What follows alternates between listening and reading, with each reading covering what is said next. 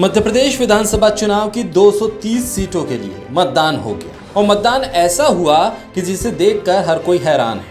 गजब की वोटिंग हुई। लोगों का उत्साह देखते ही बनता था रात होने तक लोगों की लंबी लाइनें देखने को मिली। लेकिन ये मतदान का प्रतिशत ही तमाम राजनीतिक पार्टियों की धड़कनों को बढ़ाने वाला बन गया। सियासी दलों के बीच अब चर्चा होने लगी है कि ये बढ़ा हुआ प्रतिशत किसके फायदे में जा रहा है। आंकड़े प्रतिशत के ऐसे आए कि मतदान के बाद आम चर्चा है कि इस फैसले के बाद जनता ने जो उत्साह दिखाया है, वोटिंग के लिए जो लंबी लंबी लाइनें लगी हैं, वोटिंग के लिए जो लोग घरों से निकले हैं, उसका फायदा किसको होने जा रहा है।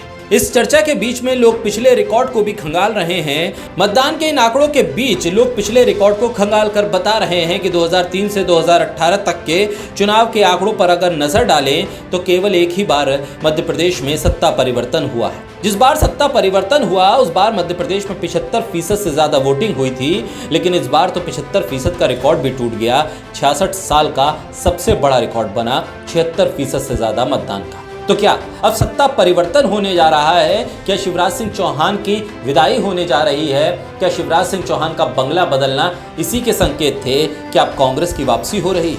मध्य प्रदेश में 2% वोट सरकार बनाने और बिगाड़ने का काम करता है। पिछले 4 चुनाव के ट्रेंड को देखें तो 2% से ज्यादा वोट पड़ने पर सत्ताधारी दल को फायदा पहुंचा है। पिछले चुनाव के मुकाबले अगर वोटिंग प्रतिशत का अंतर 2% से कम हुआ तो सत्ताधारी दल को नुकसान और विपक्ष को फायदा मिलता है।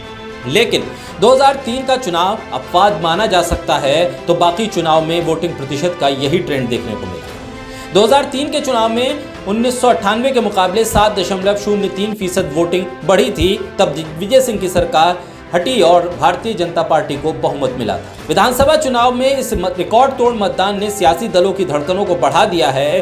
अब आखिर वोटिंग के संकेत क्या हैं, इस पर नजर है। लेकिन वोटिंग हुई क्यों ज्यादा, इस पर भी चर्चा हो रही है। आप देखिए कि बालाघाट जिले के सोनेवाली मतदान केंद्र पे सबसे कम 42 मतदाता थे और 100% मतदान हो गया। ये बालाघाट नक्सल बेल्ट में माना जाता है। दोपहर 3 बजे ही यहाँ पर मतदान खत्म हो गया 100%।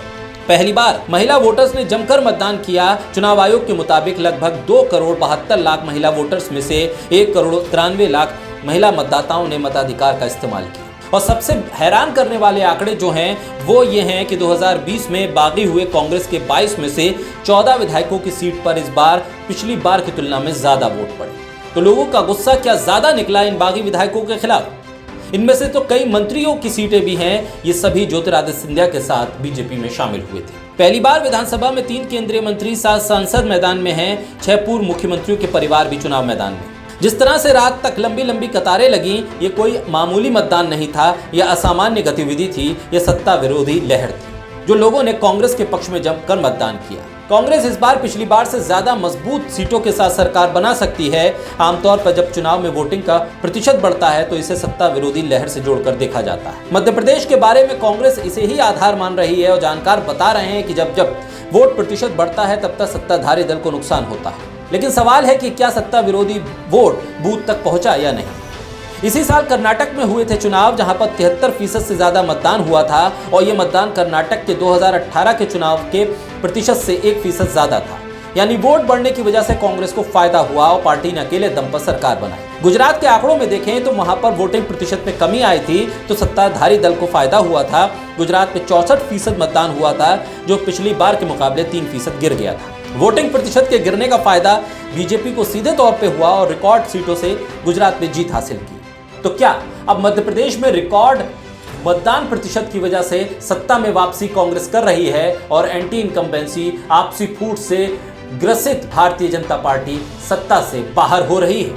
ऐसे में आंकड़ों को लेकर तमाम कयास तो चल रहे हैं, लेकिन मतगणना के बाद ही असली स्थिति साफ हो पाएगी।